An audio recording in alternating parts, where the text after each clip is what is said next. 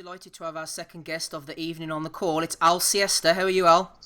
I'm very well, thank you. Thank you very much. Thank you for having me. Absolutely, thanks for joining us. We're just talking about Alexander Usyk there. Did you see it, Al? What did you make of it? I haven't yet. I actually was away. I was in St. Petersburg looking at the venue because I have a show on 14th of November in St. Petersburg with Edward Troyanovsky, the guy who fought Kirill Relik in World Boxing Super Series.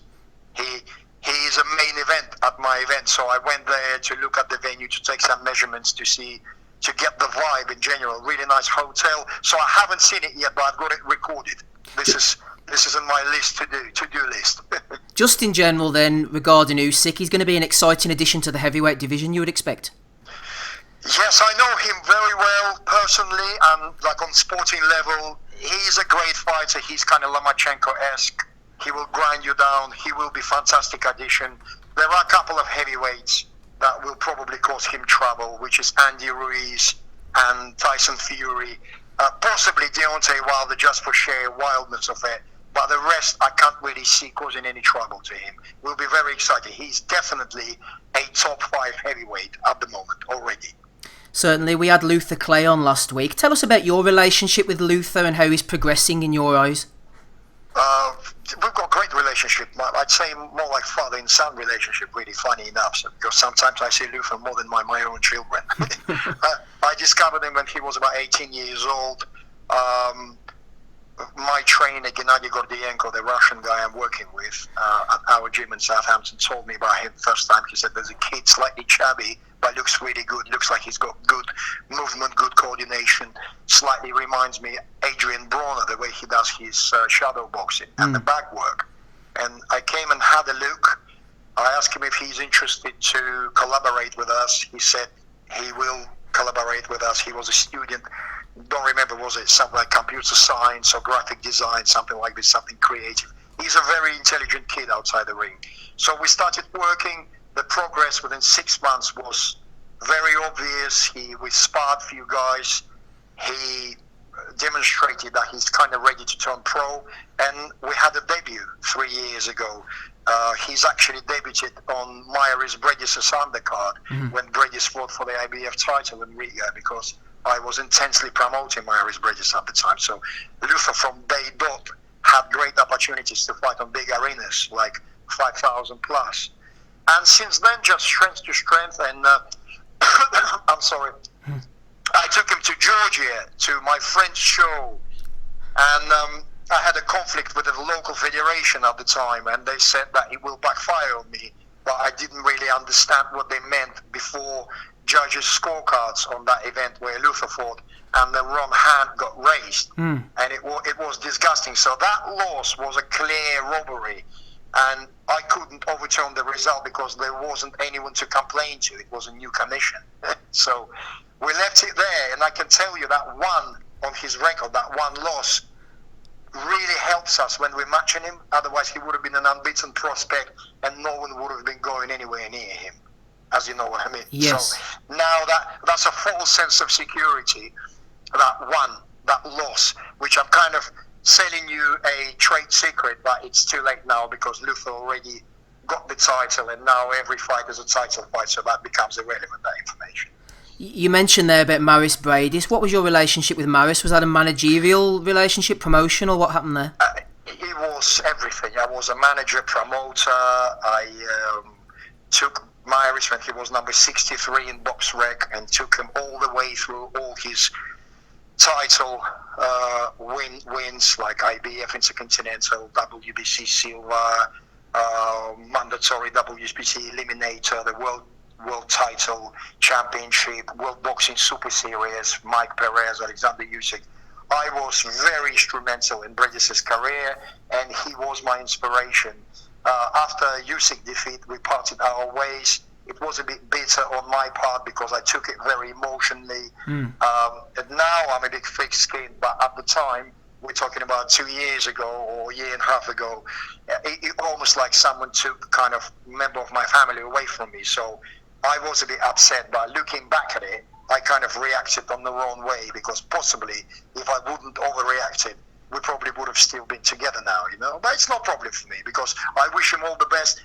very talented. He fixed his hands. He had an operation, and you saw the demolition style on Glavatsky.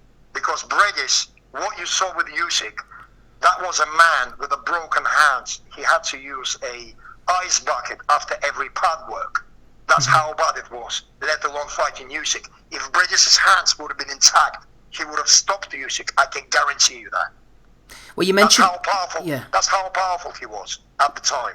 Yeah, you mentioned the Glavatsky fight there. I don't know what you saw, but what about the way it ended and the way it was handled by the referee? It was disgusting. It was terrible. Mairis done the wrong thing with an elbow in Glavatsky. He didn't need to do that because his level well beyond Glavatsky. And I think if it would have been a clean fight, he still would have stopped him. But it caused massive controversy. And I know Krzysztof Glavatsky and his team very well. They're close friends. And that was out of order. And I think Mairis celebrating that fact afterwards in his, like, a challenge that, this Coke bottle challenge. Did you see that on Twitter?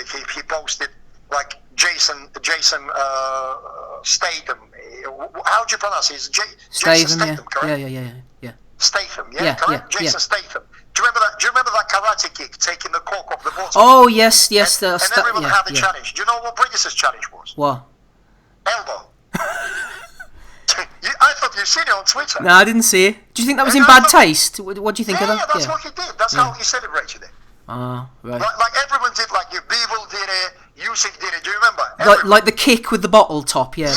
Exactly. But Briedis' was with an elbow. Right, okay. And I thought that was a bit cheeky, but what can you do? That's just his character, Absolutely. He's a spiteful beast. He's an animal in the ring. You need to be that way, though, don't you? Sometimes. Yeah, definitely. He's a spiteful, dirty beast, and he's fantastically talented fighter. I mean, I reserve my judgment on his human qualities, but in the ring, he's one of the best I ever seen. Mm-hmm. Al, tell me a little bit more about your background then. Obviously, Kyrgyzstan to Uzbekistan to Russia. You lived in a bit of a rough part of Moscow, some gangster territory, is that correct? Yeah, I mean, look, 90s in Russia, it was really hard, and I grew up in South Moscow. It's one of the most notorious gangs were ruling that area, and I had a recording studio, which is a private business, and every private business used to be bombarded and racketeered by the thing, but I kind of had my own contacts, and I was like a semi-underground, semi-underworld relationship I had at the time. I was a young man. I was my early 20s, and this is the only way you could survive. I gained lots of contacts with people and stuff. But just as a musician at the time, I thought Russia was the wrong place for me to be due to political situation and what was on the streets. So I immigrated to UK to study further study music and playing bands and DJ. I just didn't like what's been happening in my country. Regardless, I could have survived there easily and probably gone to probably gangster route myself. But that's not what I'm about. I'm an artist, and I'm an art man, creative individual. So that wasn't for me to waste my life that way, So moved to England, and since then just been musician for a long time. But about 7-8 years ago, discovered boxing properly and made a career switch, which is very similar to music. And it was quite easy transition. And I love boxing, massive enthusiast, 24/7 business for me. There's nothing else I'm doing in my life apart from boxing full time. And I know I'm going to get better, and I've got good kind of objectives and aims for 2020. I've got really clear things which I want to achieve. And it's all there, really. Just it's all about hard work, and God give me health so I can continue, So you're based in Southampton now then, Al, yeah? I am in Southampton, yes. I am in Southampton. Although I'm travelling, like I say, not two-thirds, maybe 1/3 of my time, at least I'm on the road, But my base is in Southampton, yes. Just to remind our listeners, we have Al Siesta on the call, at Al_Siesta over on Twitter. Any other social media presences, Al? Yes, I have Instagram, which is, I don't know it off by heart. You just type in Al Siesta and you find me. I'm kind of greeting people in the dark shadow with a cup of tea. That's my thing there, like my little avatar. I also have LinkedIn as well. It's just easy because Al Siesta, if you type in, probably is quite unique. So there's all information pretty much about me. And Yeah, that's what it is. I mean, every social media. I'm on Twitter. I wish I would have used that tool much more intensely. Very recently, I have discovered how capable and effective Twitter is, because I completely neglected my Facebook's strong. I've got 5,000 followers, and I can't add any more. But my Twitter is a bit weak. But I could have built it, so this is my next incentive, Al, I'm conscious of your time, but I have a couple more questions for you, if that's okay. Yeah, no problem. Go ahead, man. No problem at all. I mean, I've got kids playing computer, and I really need to put them to bed. But I gave them a bit of time because I knew we were going to be speaking. We'll give them a bit more. We'll give them a bit more time. Tell us about this show that was supposed to happen earlier in the year with Boxing Social. It didn't go down. What was the story on that? Man, that's actually quite disgusting story, and I tell you what it is. It was a very big television debut for me. In the UK, Boxing Social was the exclusive right holder, and they were showing that live on Boxing Social exclusively. In Europe, I had Fightbox HD, which is a very big fighting channel, and Viasat, Scandinavia, which is a very big network. Norwins were showing like Nordic fight nights and so on and so forth, and world title fights and different sports, ice hockey, basketball, go all across Scandinavia and Northern Europe, including France. I had a big debut on Viasat. They were paying good television rights. I had Russian Match TV, which is a big national network equivalent to ITV, Free to View. I had Kazakhstan TV. So I had about 60, 65 countries covered. I had very big debut. So show was fantastic. I had really good international card. Main event was Luther Clay fighting Meriton Karaja from Belgium, Albanian Belgium, and he had a bus with 120 people coming over to Bracknell to support him. But last minute, his visa got refused. So I got quick substitute in Ohio Kane from England. Ryan Barrett, a good friend of mine, provided this guy he was unbeaten at the time, and we were looking forward to that fight. So comes to the day of the event, everyone was there, like Dennis Gilmartin was a supervisor in British Boxing Board of Control Secretary, was there. Everyone, we were in 4-star hotel, Branch Hotel in Bracknell, having a rules meeting. Everyone was ready to go. Arena was set up. Beautiful camera work, like jet cranes, all the platforms, tiered seating, beautiful lighting, draping, fantastic. It was incredible looking arena. I was so happy. So come 4 o'clock in the afternoon, the event was starting something like from 5. 4 o'clock in the afternoon, someone from the stewards of the British board said to me, "Where's security?" And I'm thinking, yeah, that's a really good question. Where is security? So for the legal reason, and I tell you, I cannot call you the name of the security firm because I expand on that a bit later. So I made them a call. They're not picking up. I gave a call another guy who was involved in organizing that. He didn't pick up. So I was expecting 20 security guards, 20, not 10, 20. Big security capacity. Yeah. None of them picked up the phone, so I got hold of one of them, and he said to me, "Al, I'm really sorry, I'm on another job, I don't know what you're talking about, you need to call this guy." And he hangs up on me. So I thought, shit, it's going wrong. Yeah. Something's happening. First thing in my head, knowing the magnitude of what I'm doing, I've been sabotaged. This is the first thing in my head, you can imagine. Yeah. Because I do have people who try to prevent me from good activities. We all do in boxing. I mean, even Eddie Hearn has people who try to sabotage his stuff. I mean, let alone me as a much smaller promoter, do you know what I mean? Yeah. So I thought, right, okay, someone trying to pull the fast one, sabotage my event, knowing that up-and-coming strong player. But anyway, let me try to find out what's going on. So I started to make calls. I reported to the British board. I reported to the local venue directorate, to the management. We all got on the blower, on the phone, started to call all security firms around Bracknell, try to get people in. But it was so tight on time, and it became so nervous and erratic that we literally couldn't manage it. We couldn't get anybody. And eventually, British board made a conscious decision in conjunction with me and the venue management that we need to call the event off because we couldn't continue, that not a single security guard was there. So, that day, it was the hottest summer day in the UK. It was 29 degrees at the time. So it was massive queue of people outside, getting sweaty, baking on the sun, complaining why they can't come in. So it didn't go well at all when I went and announced that the show is off. I mean, it was some funny comments from people, but overall they were very understanding. It was a massive, devastating financial blow for me because the commitment, all the TV people, all the theatre decoration people, all the people who came to the show, I had to compensate without generating any profit, if you know what I mean. I sold about 1,300 tickets for that event. So I had to compensate everyone. It took me down by a very, very serious amount of money, very significant. So I chased the security firm later. They plead guilty and they apologized and they said that they really compensate me. We respect you. It's really sorry. It was a clerical error. We triple booked ourselves. We were working elsewhere. We will compensate you. Everything going to be okay.